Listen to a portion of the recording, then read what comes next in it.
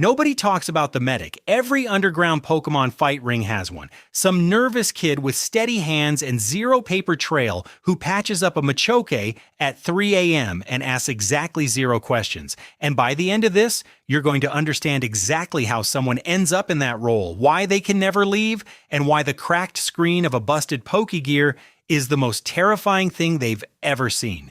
You're 17, crouched behind a dumpster in a goldenrod back alley, holding a bag of stolen revives and a hand-stitched Poke kit you assembled over 6 months of reading stolen medical guides.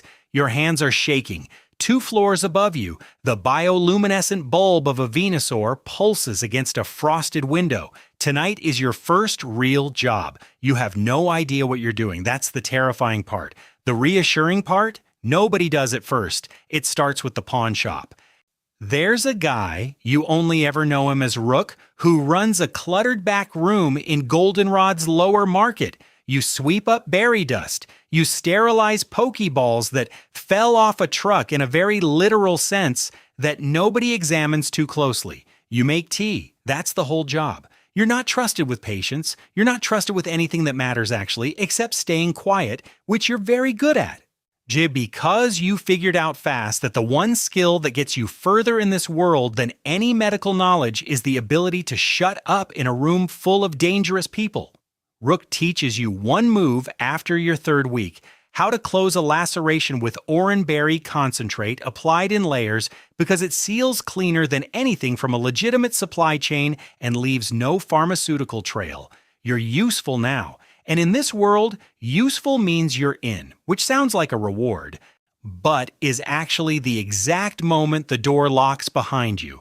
The first real call comes on a Tuesday, midnight, Feraligatr, bite wound, from another Feraligatr, which is a very specific type of injury that has a very specific implication about what kind of match just happened. You're the only one available. You go...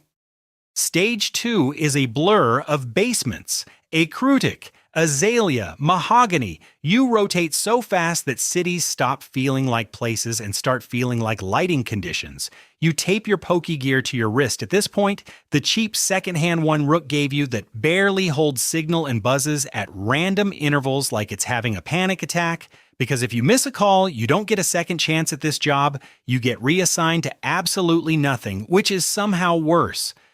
The goal is simple. Keep the fighters ready for the next round. No records, no receipts, no names on anything. But here's where it gets complicated because a rival ring's medic and someone you've never met, someone who sends tips through a relay of middlemen, starts feeding you wrong information, dosage recommendations that are slightly off, recovery timelines that are too aggressive. And one night, one of your patients doesn't make it through a match. And that is your fault in this world, even when it isn't, because you're the medic, and the medic carries the outcome. What you don't find out until much later. That rival medic wasn't working for a rival ring at all. They were League intelligence. They were trying to collapse the operation from the inside by burning its medical staff. You were a target, not a victim of coincidence. You start reading battle damage differently after that. You can tell which Pokémon are being overworked, which ones haven't had proper recovery time, which ones are being run into the ground for profit. You know too much now. A promoter named Vega notices you're fast and quiet and precise, and she offers you a cut of the prize pool. Real money, more than you've ever seen. You say yes. That is a bad idea. Stage 3. You have a room, not an apartment, not a real room. A cot in a converted storage unit underneath a restaurant in a Crutique that smells like someone once cooked something in there and regretted it, but it's yours. Vega gives you a laminated ID with a fake name, and for about 2 weeks you feel almost legitimate. The Pokegear starts glitching now. Call drops at exactly the wrong moments. First antenna rattling loose, and you duct tape it back together so many times the tape is basically structural. The fake ID, incidentally, is the thing that gets you flagged. International police runs aliases, cross-references laminated IDs against regional trainer registries, and your face ends up in a blurry surveillance still circulating through the Johto underground. The ring does an emergency alias sweep. You get a new name. You feel less legitimate.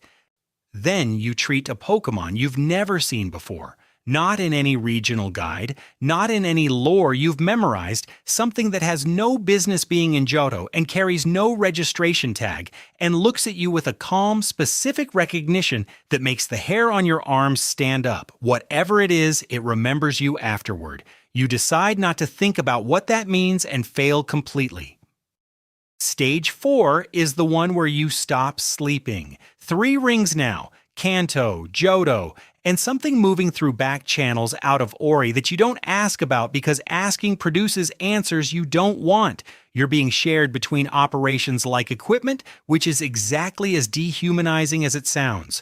The Pokegear screen is cracked down the middle, not a hairline fracture, a full split across the display, and you can barely read the caller ID before you answer, but you answer anyway. Because that's what you do now. It's not a job, it's reflex. But here's the part you weren't expecting. You start noticing that the Pokemon you've been treating aren't angry. They're scared. The aggression, the way some of them flinch when you raise a hand to check their vitals, that's not a fighter's instinct. That's a fear response. You've been treating injuries. You've been missing the actual wound. The brutality isn't in the Pokemon. It's in the room. It's in the people booking the matches and moving the money and setting the odds. You've probably known this the whole time, somewhere low and quiet, but knowing it clearly is different from knowing it abstractly, and now you can't unknow it. You could talk. You have enough. But you'd burn everyone, including yourself. You tell yourself one more week. Vega tells you you're too valuable to retire. The translation of that sentence in this context is that you don't get to retire. A rival operation sends someone to make you a job offer that is not really an offer. Then your Pokegear buzzes. Unknown number. The voice says, "We know what you do. We need your help." You don't answer. Not yet. Stage 5 is Goldenrod again. Back alley, 6 a.m. The city smells exactly the same as it did when you were 17, which is disorienting in a way you can't fully articulate. You're standing with your bag, the cracked Pokegear in your pocket, and you already know the unknown caller was international police before they finish explaining it. They want the files. In exchange, you walk. No arrest, no trail, no name attached to any of this. The promoter will know within the hour. Every ring you've ever worked will hear your name and file it under a very specific category of problem. You hand over the files, and then you leave, not to pallet like you used to imagine, but somewhere smaller, somewhere with no underground scene and no late-night buzzes, and no patients with no names. The Pokemon you treated across those years. You don't know if they're okay, you never will. That part stays with you quietly, in a way that doesn't fade. Months later, you're sitting in a small town in western Johto that barely rates a pin on any map, and a Rattata limps past your door, just a wild one, just a small injury, just old habit, and your hand moves to your pocket before you catch yourself. The Pokegear is in a trash can outside Goldenrod Station. You dropped it there on the way out. You were the best illegal Pokemon doctor in Johto. Nobody knows your name. That's exactly how you survived.